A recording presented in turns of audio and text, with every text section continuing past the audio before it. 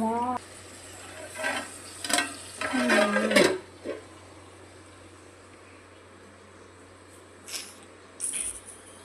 Messy ఎట్లా వండినావు సూర్య?